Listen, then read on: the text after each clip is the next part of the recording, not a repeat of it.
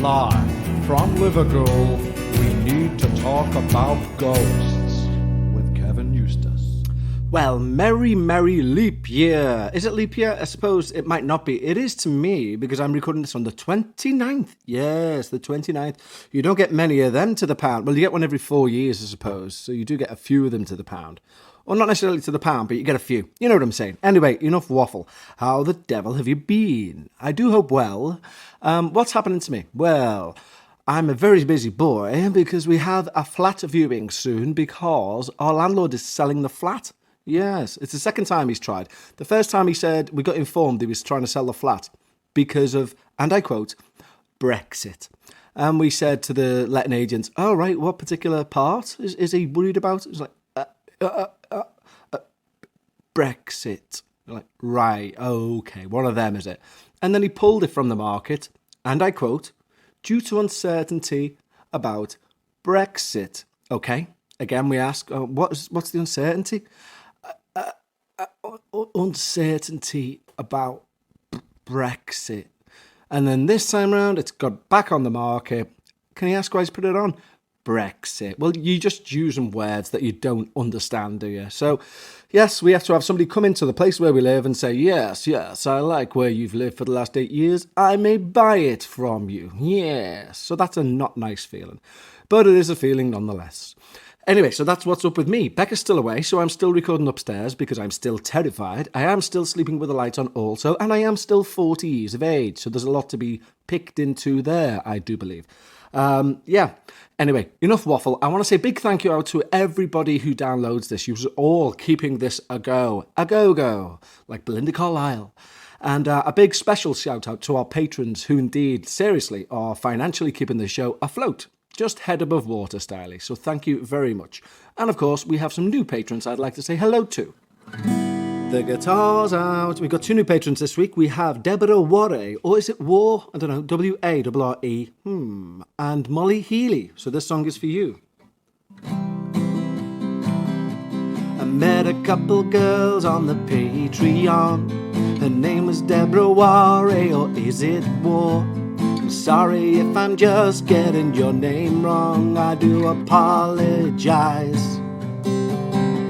I met another girl on the Patreon. Her name was Molly Healy. That's easy to say, but it's easy if you try it anyway. Join in, Molly Healy and Deborah Warre. Sorry, Deb, I've got no idea how you pronounce your last name, but it's a beautiful name nonetheless. And thank you, Molly, also. If you'd like to sign up to our Patreon and support the show, which is vitally needed, and get your name sung out by me, God knows everybody wants that, go over to www.patreon.com/we need to talk about ghosts. And I will be eternally grateful. Thank you very much. Just to say, I know we have got another Patreon that's came in by the name, I believe, of Jennifer. So thank you, Jennifer. Your song will be getting sung out next week because next week's show will... Oh, it's Jessica, sorry. Bloody hell, Jennifer. It's Jessica. So Jessica, your song will be out next week because next week's show will be a pre-record because I literally have a weekend full of activities for Becca because she's returned. God bless, aren't I just cute? Said everyone in unison, no. Anyway, yeah, so thank you, patrons, sincerely from the bottom of my heart. Anyway, should we see what weird things have been happening in the news this week? Weekend Weird. Yes, it's time to delve into the weirdness of what's happening this week. Now, of course, this month in general, we're all under the watchful eye of the coronavirus. Yes, the thing which has infected literally 15 people in the UK, just being infected with it, will probably recover. But, we're all absolutely shitting ourselves, because it's just a flu, really, but it's a dangerous flu. Watch out, go and get all your sanitizers, get the food off the shelves, bring in the dogs, send the dogs back out, yes. But, yes, anyway, you may well have seen that there is now a conspiracy theory that buried deep within the 1981 novel, The Eyes of Darkness, by the author Dean Koontz, he predicted this said outbreak of coronavirus, because in his book, he refers to a mysterious killer virus known as Wuhan 400, where the original coronavirus came from. Dun dun! Yes. And in the book, it's called The Perfect Weapon. A Chinese scientist who defects to the United States carries a diskette record of China's most important and dangerous new biological weapon in a decade. It's called Wuhan 400, and it will destroy the world. And everyone's going mad and saying, oh my God, this could all... What a prediction. What a prediction. But it's not. Let's be honest, it's not. It's just absolute coincidence that he chose Wuhan to be the location of a Chinese scientist, and that's the only connection there, because in the book, there's going to be a hero, isn't there? There's going to be a hero, probably and his wife. They're going to survive at the end, and they'll be like, now we can get married on our boat. Well, can I just say, if it is a prediction, Bagsy, me and Becca being the heroes, no offence to everyone else, but she likes boats for one, and for two, I just prefer to live, really, yeah. But, hopefully it won't wipe us all out. And if it does, we've had a good innings, haven't we? We've all listened to this podcast, which is a big part of our lives. Anyway, that should tie it up for this week's Week in Weird. Week in Weird.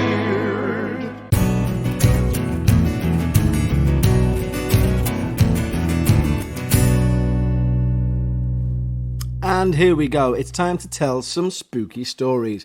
And thankfully, you know what word I'm going to use now, don't you? Yes, we all know it's going to start with a P. It rhymes with Bethera. And we've had a plethora of emails in, and I'm absolutely chuffed. Don't forget, if you want to get your stories read out on this podcast, you need to send them to contact@talkaboutghosts.com. And what I'll do, you see, is I'll sit here with me vape pen, with a cup of coffee, and I'll read them out, because that's how it works. Now and again, we're interrupted by the paranormal, but hopefully not. That's how it works, because I jump out the effing window. So, anyway, shall we crack on? Yes, we shall. Our first story comes in from a lady called Lynn Gale, and it's called Paranormal Events in My Childhood Shaped My Whole Life. Hello, Kevin. Hello. My name is Lynn, and I'm originally from the wonderful state of Maryland. I've had a few paranormal experiences myself, and have also picked up stories from friends who have indulged me in my "we need to talk about ghosts" conversations. The conversations that I inevitably bring up to just about anyone over the years. Not only have I heard some spooky tales, but these talks are also a great way to weed out the boring people who think ghosts are weird, or that it's not normal to talk about such things. Who needs that kind of negativity in their life? Not I. Anyway, my first story is what really started my lifelong curiosity of the paranormal. Here it goes. One day, when I was 5, I was lying in bed waiting to fall asleep. I think I was restless because for some reason I decided to go into my closet to pick out a dress for school the next day. Not my normal routine at the time. I crossed the room to my closet, opened the door and stepped inside. My closet was pretty large, and the bar that my clothes hung on was towards the back. It wasn't a full walk-in closet, but I had to step all the way into the closet to search for an outfit. Even though there was no separate light in my closet, I did not bother to turn on my bedroom light because my bedroom door was open and the hall light was on. As soon as I stepped inside, I noticed a bright green colour flash in the corner of my eye. I turned to my left and saw what I would only describe as the shadow of a man, only he was green instead of dark grey. The figure looked as if it was walking beside me, heading the same direction that I was. I gasped, and when I did, the figure paused mid-step with his arms out, almost as if he was thinking, if I don't move, the little girl won't know I'm here. I remained standing there staring at him, and I think he realised I could see him because he turned his body towards me and started raising one arm. I think he was going to wave at me, but I'm not sure because that was the moment I decided to book it back to the safety of my bed. I wasn't frightened, and I don't even think that I knew it was a ghost at the time. I just lay down and went to sleep. How the living bejesus did you just lay down and go to sleep, Lynn? Bloody hell's bells. There's a shadow man. He's green. He's waving at you. Nighty-night. What? Honest to God, fair play you. The next morning, I told my mum what happened and she laughed it off, saying it must have been my imagination. I knew what I saw was real and insisted that a green man, but then my mum made up other excuses to write it off. My dad was an atheist at the time, so he shut it down as impossible. My nana, papa, aunts and uncles all reacted the same way, so I eventually gave up trying to convince them. My mum would even joke about the green man sometimes. Thanks, Mum. Over the next few years, I checked out every ghost story book in the library and played spooky games with my friends. I told my friends about what I saw, and I doubt any of them ever believed me. But they didn't make fun of me for it either. Either way, I never saw him again. But this brings me to a few years later when I was 12 years old. My nana decided to take me on a train trip from Baltimore to Salt Lake City, Utah, to meet some family members and learn about my family roots. Fun for a history nerd like me. One morning we were eating breakfast in the dining car. We got there early so it was empty at the time, yet it didn't take long for others to start coming into the car to either eat or pass through to the observation car. One woman passed my booth and before she reached the next booth she paused, turned, pointed to me and said, "You." Oh, fucking hell. Tell her, "Hello, I'll be getting off at the next stop, please. Yes, no, I'm afraid I've soiled my underpants. Yes." So she pointed and said, "You." "Me," I replied, and she said, "Yes, you. You have been visited by one of your ancestors." I stared at her blankly, but my heart was racing. What she told me next shocked me to my core.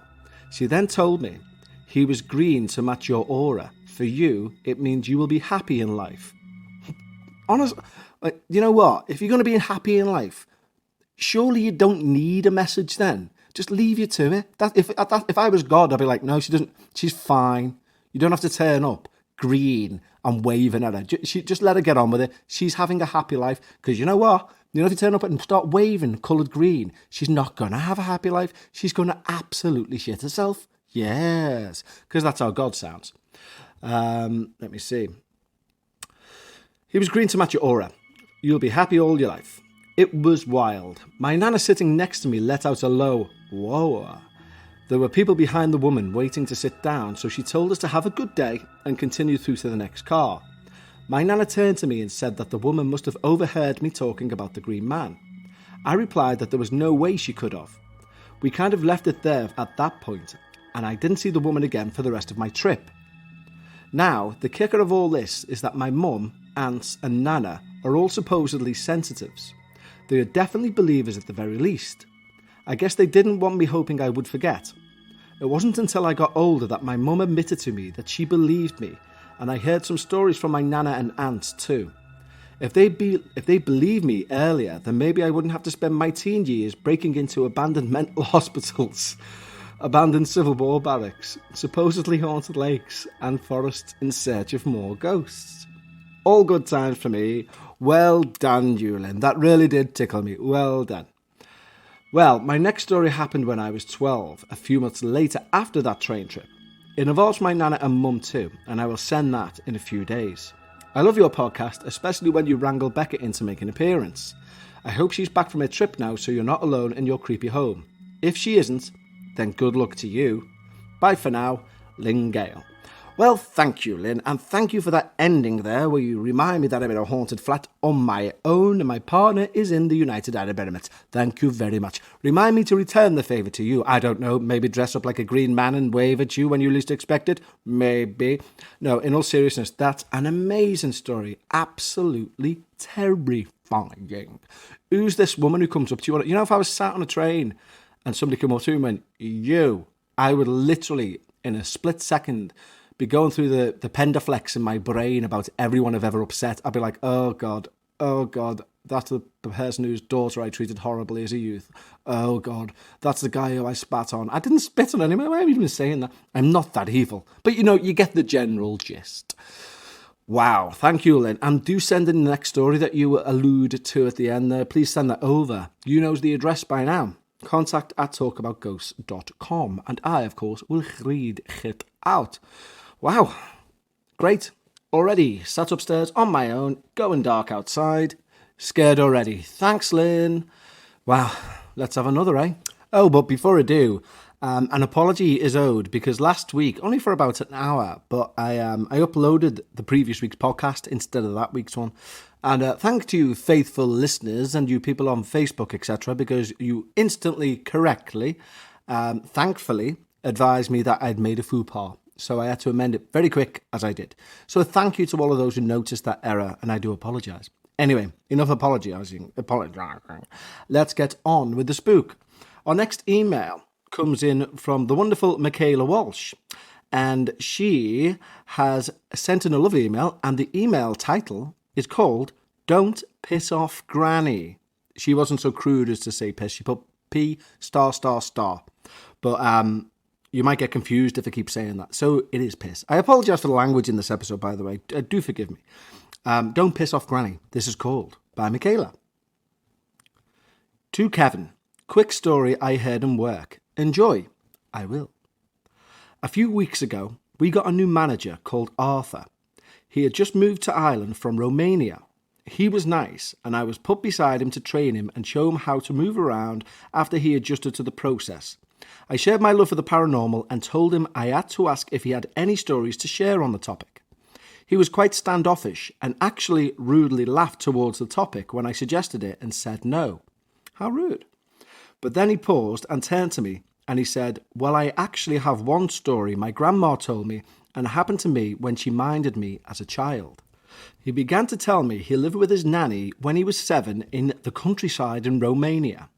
Growing up, she was quite strict with them since it was him and his 2 brothers that she had to keep under control, as you can imagine. He told me the countryside life was very boring, when his nanny had to care for them and him and his brothers would have to find their own source of fun and entertainment. One day, the boys were in the kitchen and came across some knives in a drawer, long carving ones, and they began to have a play sword fight against each other in the kitchen, completely unaware of the danger. Kids being kids and not seeing the danger, eventually Arthur cut his brother with the knife, but no serious harm being done. The brother called out dramatically, wanting his brother Arthur to get in trouble. The grandma rushed in and was extremely angry and couldn't believe that Arthur, being the oldest, was stupid enough to let them play with knives. And she stared at him and said, "You're only the devil, you know." Ooh, crikey, imagine your nan saying, "You're the devil." I'd be like, am I, Nan? Am I really? And you're minding me? What does that make you, Nan? Oh, the devil's babysitter, obviously. Anyway. Skipping on in later life, he said he was about 18 and they were having a family dinner back in Romania for his nanny's birthday. And the topic turned into creepy experiences. And someone mentioned to his granny, "Hey, did you ever tell Arthur that really creepy thing that he said when he was a child?" Arthur was then told that on the night his grandma yelled, "You are only the devil, you know," Arthur woke up around 3:30 in the morning and ran in, sweating and scared, and began pulling on his nanny's arm. She woke and asked him what the matter was, and he began to tell her that there was someone in the room. She walked him back to his bed and checked the room and gave it the all clear and put it off as a bad dream. She sat and talked with him to try and calm him down, but also asked what the person looked like. Arthur said there was a red man with horns in his room and he had a skinny, pointy, spiky tail that moved around like a dog. Oh my effing devil. It's the devil. The devil's come and paid you a visit because your nan, who's clearly a witch, said, "You're the devil." And only she's not Irish, you see, she's Romanian. How do Romanians speak? "You are the devil."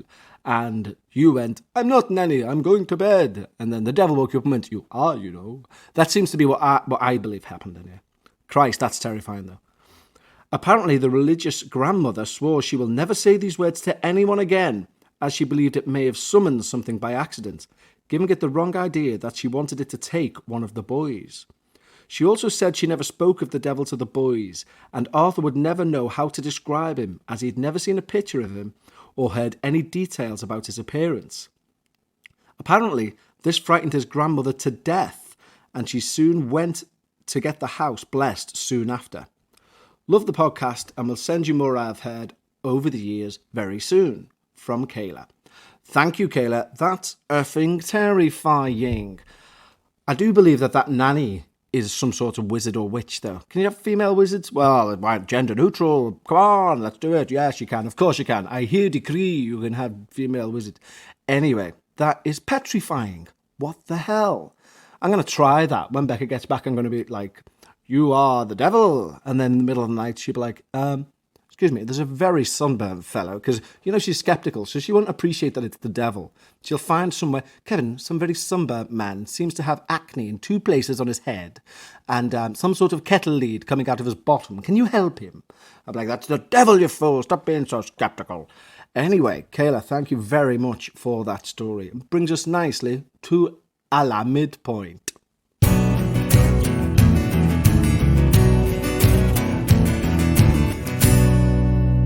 Hooray, the midpoint. A German-free midpoint, only because I forgot to do the thing at the start. I could have a middle now. I'll leave it this week. German-free. Hooray. Not that I dislike the Germans. Any listeners to the show understands what I mean there. I'm not being racist. Anywho, enough of that hornet's nest. Welcome to the midpoint. The much maligned, misunderstood midpoint. Hooray! I love it, I do. And I know a lot of you do too. Thank you for your letters, emails and such comments to say that you like it too. I am glad. So, where are we up to? I'll let you know where we're up to. We are but 3 days away from Becca returning from the desert. Yes, from Saudi Arabia. I feel really sorry for her, to be honest. She is starting work at 6 o'clock each day. She rung me last night at 11 o'clock their time, and she just got back from work. And she looked, God bless her, she looked stressed. And I mean, when you can't do something for someone that you care about, and you're like, oh, God. So I'm sat there with a takeaway thinking, feel really tight. Because I had just been, before she rung, I'd just been getting angry that I couldn't work out the controls to skip some of the matches in a wrestling event.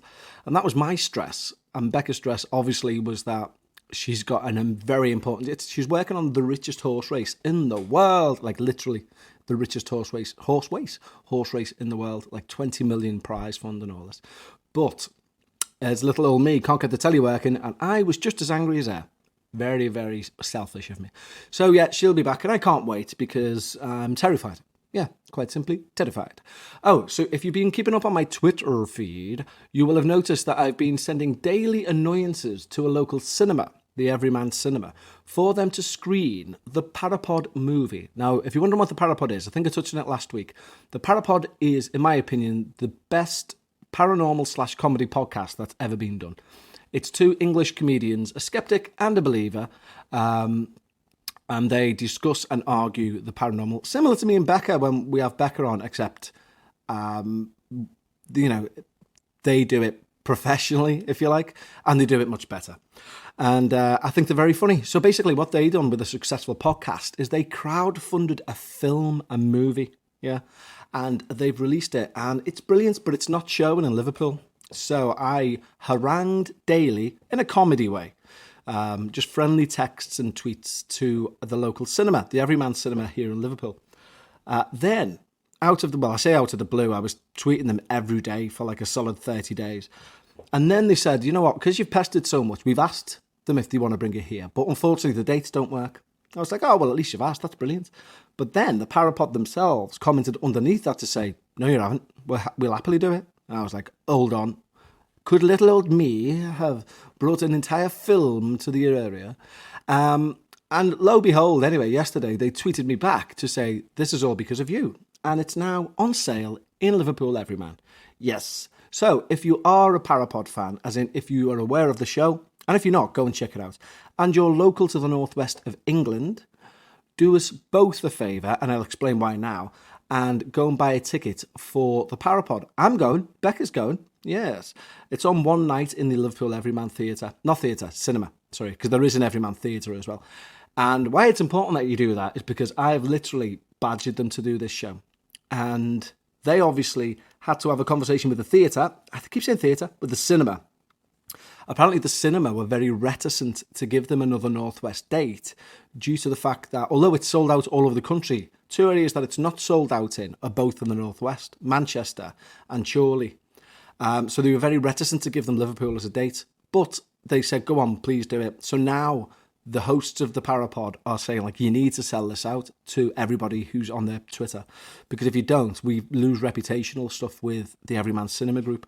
So I kind of feel a bit responsible for that. So do me a favour, and them a favour, and yourself a favour, because it's going to be dead funny. Go and buy a ticket for the Parapod at Liverpool's Everyman Cinema. And I'm not getting paid for that, I bet. Oh, well. You'd think I'd get a comp ticket, wouldn't you? I don't know. No, I'll happily give them money. Anyway, enough waffle there. I do hope that yous are all having a fantastic week thus far, and that yous aren't all bedraddled with this coronavirus nonsense that's going on. And I know, before people say, it's not nonsense, you know. It is serious. It's a deadly disease. It is a deadly disease, but you've got to remember, right, coronavirus has killed something like 2,800 people now, and that's serious. You know, people are dying. The flu kills something like 82,000 a year, standard. Okay, so there's a lot of perspective that we'll lose, and I think because of the media. The media are trying to scare the living shite out of us for this. It's affecting the markets, it's affecting everything else. And I think we just need to chill a bit. You know, I mean, don't get me wrong, in about 3 episodes' time, I may well be, this podcast will just be an emergency message that the podcast networks will have taken over and being like, please find your nearest cell of collective humans, go and be safe. Beep, beep. Please find your collective cell of humans, go and be safe. Beep. You get the point. Hopefully not, like, because, you know, where would you be without diamond content like this? Honest to God. Thank you for listening to me waffle. This has been a midpoint. Now let's get back to some scary stuff. But before I do, just to reiterate the email address so you can send any stories, because I do need more. I'm forever wanting more. Please send them over to contact@talkaboutghosts.com, and I, of course, will read them out. Shall we get back to some more spooky stuff? I think we shall. See you on to the side.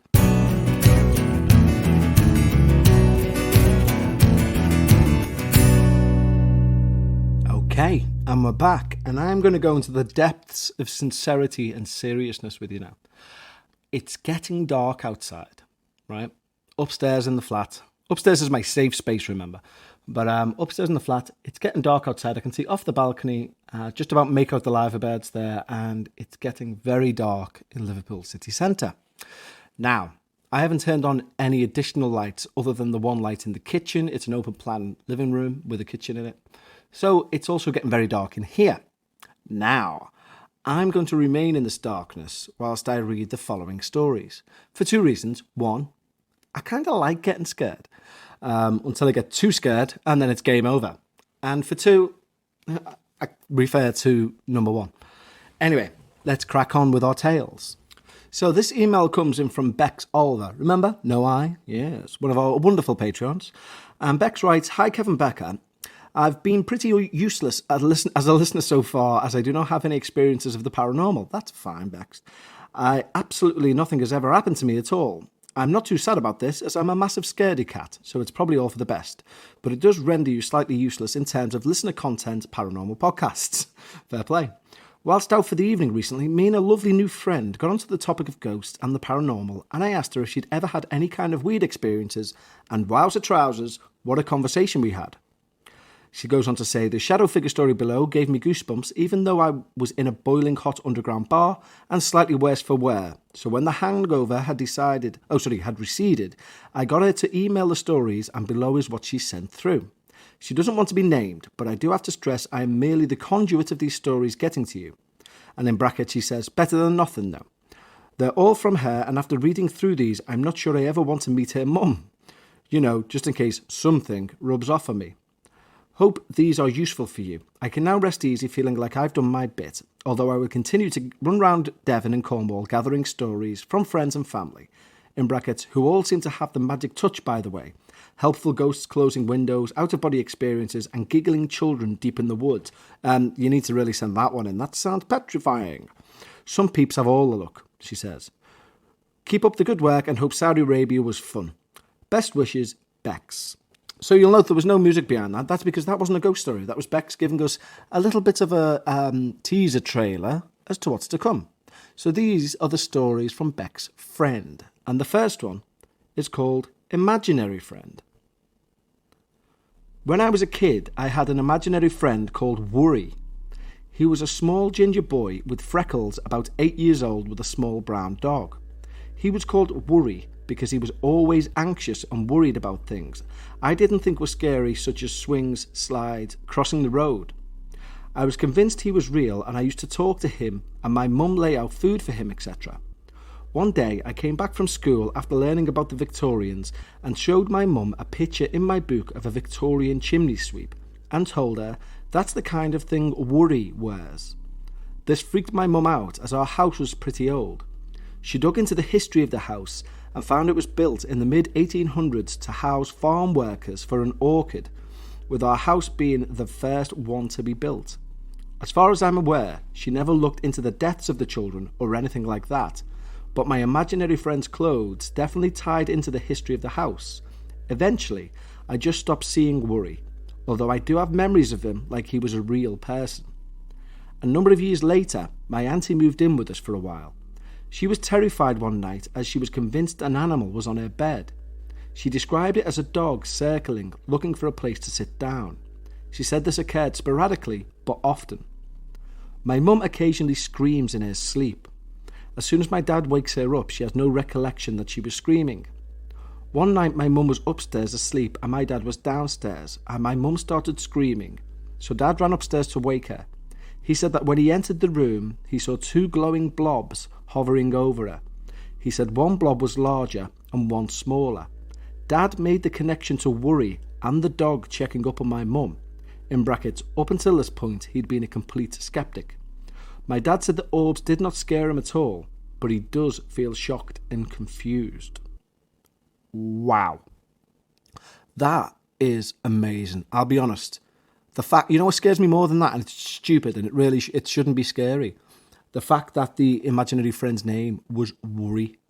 The fact that its name was an emotion. That terrifies me, and I don't know why. I don't know why. You know what I think it is? And this is a very abject reference, and not many people are going to get this. There's a conspiratorial game. You know, like on YouTube, some people put things on and say, we've no idea where this came from. And you're meant to go, ooh, that's interesting. Well, I'll very quickly say this. There's a video of a game, a computer game, called Petscop, Petscop, right? YouTuber, have a look at it. The myth behind this video goes thusly. That I'll come back onto that story in a sec, actually, the listener story. But the Petscop thing, it's very interesting. So it's an interesting concept, and it's probably fake. But basically, this guy reckons that he went to a charity shop. He found a PlayStation 1 game called Petscop, and he started to play it. And he started to do like a recorded play-along.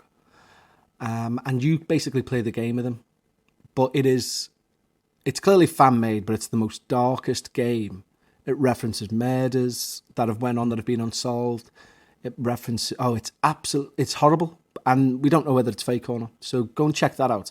Anyway, the reason I'm saying that is because there's a girl in that game, and her name is Care, as in C-A-R-E. And I don't know what it is. When you name things as an emotion or as an emotive word, it really bothers me. So that thing, Worry, just sounds terrifying. Anyway, to the story. What's most interesting about that, apart from the terrifying thing with the name, is that you remember it as a real person. Now, interestingly, my cousin Liz had an invisible friend, and I can't remember his name. I'll try and remember it for next time. But I need to ask her now, can she remember him? Can she remember what he looks like? And you know what? Do me a favour. If you've got friends and family who's got invisible friends or had them as a kid, ask them now as adults, do they remember them? Because that would be so interesting to see if there's if 8 of them say, no, he was invisible, just made him up. And if 2 of them go, yeah, he had red hair and half his eye cut off. Because then to me, that says a lot. But that's a terrifying story. I'm not too sure about the orbs as well. You know, I've never been one for orbs, as well we all know, historically on the podcast. I've been a bit of a doubter of the old orb syndrome. But that's on film. If you walk into a room and you see orbs, that's a different kettle of fish, isn't it? You're seeing them with your own 2 eyes. That's not dust. You know, cameras will pick up dust with a flash. Your eyes won't, unless you've got a torch in your fod. But, yeah, really unsettle me, this. Can you tell in my voice I'm getting serious again? Do you know why that is? Because there's no lights. I should turn the lights on and get more jovial. No, in fact, I shouldn't. Sod it. I'm going to scare myself silly. I just have by even saying that. Brilliant. Okay, next story. This next story is called The Person in Black. Another one from my parents' house. At the bottom of the stairs is a large mirror. Ever since I can remember, in the corner of our eyes, the family have seen a black figure walk down the stairs past the mirror and around the corner, but it's all been on the periphery of our vision. We believe the figure makes the exact same journey every time. They start in my parents' bedroom, go down the corridor, past the bathroom, and then down the stairs and turning left into the kitchen. It's always this direction and never back upstairs. We also all just get the feeling it's a woman, although we've never seen a clear outline or figure or any distinguishing features that would indicate the figure is female. On Christmas Day, this year, my boyfriend spent the day with us, and during the day, when he went to the loo, he came back asking if any of us had been upstairs, as he thought he'd seen a shadow walk out of my parents' bedroom and down the stairs. No one had gone upstairs or moved from the living room. We sort of offhandedly said, "Oh, it's the lady in black," and told him the story. But he refuses to believe that to this day. That's a good one. I like that. Yeah, straight and to the point. Although, yeah, what do you do when you've got somebody who's that scared? Well, you tell you what you do. You send them to Saudi Arabia. Yeah, someone that's sceptical, send them to the desert. No, that's terrifying, that, yeah. Corner of the eye phenomenon, isn't it? Or COTEP, when you see things out of there and you're like, there's a woman. I mean, as you say, you can't tell it's a woman, but I don't know. I'm getting scared now. Now I'm getting real scared. Okay, I'm going to start putting lights on soon because I'm going to experience COTEP very soon. And Kev's COTEP won't be like your COTEP. You just see, is that a woman in black walking down the stairs? I'll be like, is that Freddy Krueger himself? Oh, look, he's brought the Predator with him. Oh, joy. And I haven't got my glasses on either, so, yeah, anything's possible. I just did a bang. No, you haven't. Stop being a tit. Right, another story. Let's make this the final one before I absolutely jump off the balcony. Okay, so this is the last one. It's called My Friend. This one is the most recent, and to be fair, this could be noise from next door or something like that. I live in a flat above a shop.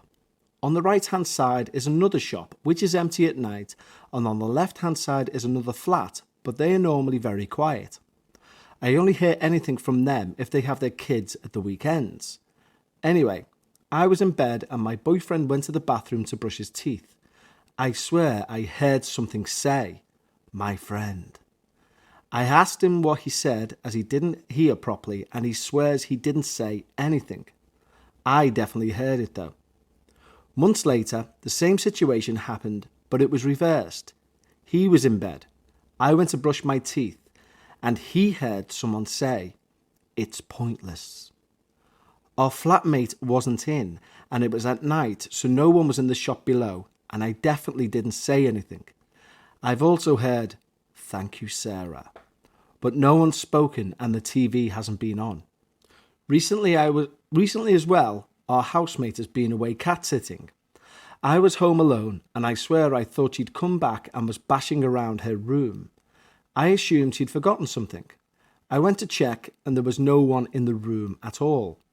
We've also gone out and returned to the kitchen tap was running when we 100% didn't leave it on. I'm most sceptical of these stories. I think it's likely we just heard people next door being extra loud, and maybe we did leave the tap on, even though I have no memory of it. That's my stories. Well, that's also my bumhole going flap, flap, flap, because you do have to go and mention a tap, don't you? Which, as anyone historic to the podcast will know, is the one piece of undeniable evidence Becca's even witnessed, which is our tap turning on by itself. Literally, we both seeing the faucet hand, or the faucet hand as you call it, whatever it is, coming down, moving down, absolutely doing it itself, and the tap coming on. Yeah, good job you reminded me about that. Because, I was going to have a good night's sleep tonight, but you've paid to that. Thank you. No, sincerely, Bex, thank you for sending your friends' stories. And there's still 2 there as well, as you'll be aware, Bex, that I've not read. I'll save them for next week. Because, in all truth, right now I'm absolutely crapping myself. But I wouldn't have it any other way, because we all like a good scare, don't we? Yes, they said in unison. Hopefully not in this house, they didn't say it in unison anyway. But I say it anyway, yes. Wow. Amazing. Don't forget, if you want to scare the living shite out of me, send your stories to contact@talkaboutghosts.com. I'm looking around this flat now very, very anxiously. It could be the coffee. It could be the fact I'm in the fucking dark. Or it could be the fact I'm literally when you get the heightened expectation something's going to happen. I've got that right now. And I'm doing it to myself. I'm fully aware I'm doing it to myself. I'm sitting in the dark talking about ghosts. If you're going to put yourself in this frame of mind and get worked up, this is how you're going to feel. It doesn't mean something mad's going to happen. That was me. In case you had to bang then. I shit myself. Don't worry about it. I absolutely panicked, even though I done it. Anyway, enough waffle. Let's read out some of your lovely reviews. Yes, and some of your correspondence as well. Yeah, lovely idea, Kev. Thanks, Kev.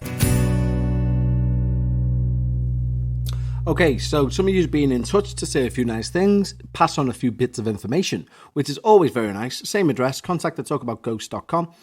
Lucy White's been back in touch, and we'll read them out next week, Lucy. She sent me some more links from her lovely newspaper, which goes on about, the highwaymen. Remember them? There's been yet another sighting, which we will cover next week. And also, she sent me something about Devon's most haunted pub, which looks amazing. So we'll give a read out to them next week. Very good. Thank you very much. Also, we've had an email through from Laurie. Do you remember Laurie? Not the Laurie that I got confused. We're talking about now, the Laurie that I interviewed, the American lady who came over from Malacca Hill. She sent me an email. She said, been enjoying your podcasts and listening to them. Have to admit, I wonder what you were like as a kid in the classroom. Hey, I was good. I mean, my report card would say, has a lot of potential, but constantly stares out the window. And then she's also attached a photo of that she took in the dungeon at Warwick Castle, and there's a weird wavy glowing line in it, and there is. And I'll be honest, I really like this photograph because it's not your atypical orb, and I know that I poo-poo orbs all the time, but this isn't like that. It's more like, I don't know. I'll put it on Facebook group. Which reminds me, if you want to go and see the Facebook group, go over to Facebook, search We Need to Talk About Ghosts. You then have to answer a few questions to get into the group. But, once you're in there, there's all lovely stuff. A lot of lovely people in there. But I'll put that picture up in there to see what you make of it. I like it, to be honest. It's not your bog standard orb photograph. It's very strange. So I'll put that in there. So thank you very much, Laurie. That's very kind of you to send me that in.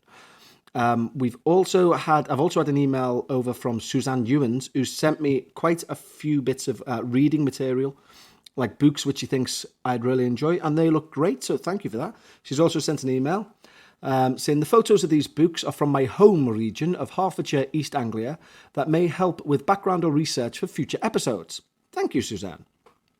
She says, a disclaimer though, I have not read them all for a few years, so the actual levels of writing may not be brilliant. Hello, we're talking about this podcast here.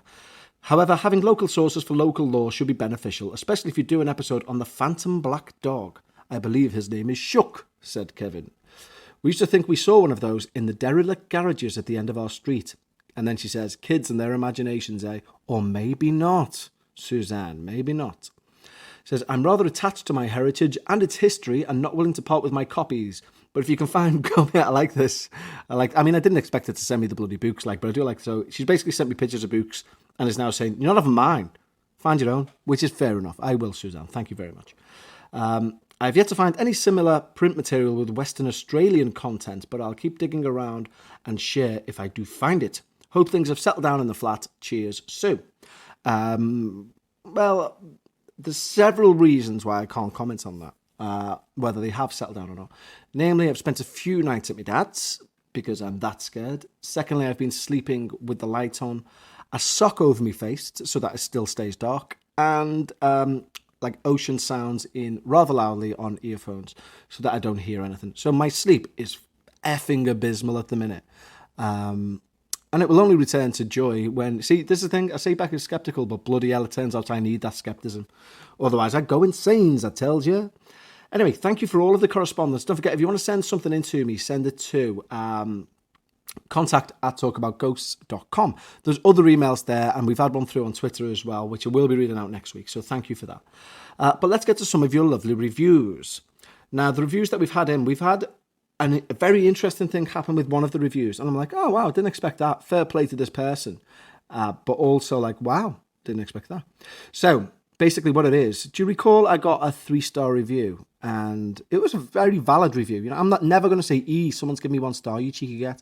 But, they gave a 3-star review and they said, here's the reasons why I don't like it, which was completely valid. And it was prior to where we've done Week and Weird, and we tried to move the Patreon thanks to the start and do these review things at the end and stuff like that. And it seems to be working because that individual then changed their review from a 3-star to a 5-star. They deleted it and then put a new one on, which is, I didn't expect that, and it was very nice of them to do. So, these are our reviews. So, thus far, we've had this one, which I'll tell you about. So, it's from Flick Harris. And she says, love the new format, 5 stars. I've revisited this podcast after hearing Kev referenced on another podcast, and I'm so pleased I did. I absolutely love the new format, and the tempo of the podcast are just brilliant. Hence why I've also updated my review. Kev, you're a true star and absolutely fabulous. Well, with feedback such as that, be still my massive head. But no, thank you for, not a lot. It's easy to leave constructive feedback review. But not a lot of people would take the time and effort to go and say, you know what, that's improved. If I could leave a constructive feedback review, I can leave a nice review. So I appreciate that. That's very nice, yeah. We've also had another 5-star one. Great podcast, very entertaining. Thank you. Was a massive fan of the Parapod and miss it terribly. Go to the Liverpool viewing. Can't wait to see the film. Go to the Liverpool viewing. Stumbled upon this podcast a few weeks ago and proceeded to binge to listen to every episode. Not usually a fan of the Liverpoolian accent, are they? But soon got used to it. Kevin's a funny guy and tells a story well, and although he does go off on a tangent, it's always an appropriate or humorous one. Becca is a nice addition and reminds me of my ever-sceptical hubby who blames everything paranormal on a piece of string. That must be one strange piece of string. Keep up the good work, Kevin. And that's from Juz1010 in Great Britain. Thank you, Juz1010. And now we have another one, the final one. And it says, we need to talk about ghosts, 5 stars. Creepy, funny, and entertaining. Back to the trio of compliments. I like it. My name is Matt from Tennessee. Keep the great show. Oh no, great show. Keep it up. Love the midpoint in block capitals. Thank you very much. And that's from Blackshnshn. BLCKSNSHN. Blackshnshn. It might be Axl Rose. Blackshnshn. No. And that's from the US of A. So, thank you for those wonderful reviews. It does help the show. This is the thing. If you can't, for whatever reason, it's none of my effing business if you can't give to Patreon. I'm just grateful that you download the show. If you can give to Patreon, by all means, please do. It helps us keep everything afloat. Go to patreon.com/we need to talk about ghosts. If you can't give to Patreon and you listen to the show, fair enough. It is free. And you know what? I absolutely adore the fact that you download it anyway. Irrelevant of Patreons. I love the Patreons, you know what I mean? But if you can't give to Patreon, then go and leave a review. That's free. Just go and do it. It helps the show. But if you don't want to do that either, then fair play to you, you renegade. You're up my street. I like you. But until next week. Now, as I said, full disclosure, next week's one will be a pre-record. I'm going to be recording that this weekend. So, you will be time traveling somewhat next week. It'll still be a bloody great show. Don't get me wrong, But it will be a pre-record. And the reason for that is, as I say, I've got a weekend of activities for Rebecca because I miss her so much. So much. But yeah, for Patreons, of course, you're going to get your extra episode this week. You will also get an extra episode next week because you get an extra episode every week. I think this week's Patreon, what have we got scheduled for it? I think this one's episode, we're going to do a little bit of a time travel thing. So they're going to be lucky enough to listen to a recording which is no longer available. Yes. Anywhere. Yes. And with a little bit of an introduction via me. But in the meantime and in between time, I love you all very deeply. Deeply, bloody hell, Kev. Stay steady, man. But I will speak to you all next week. Thank you very much for your attention and for downloading. And I love you all. Tatty bye.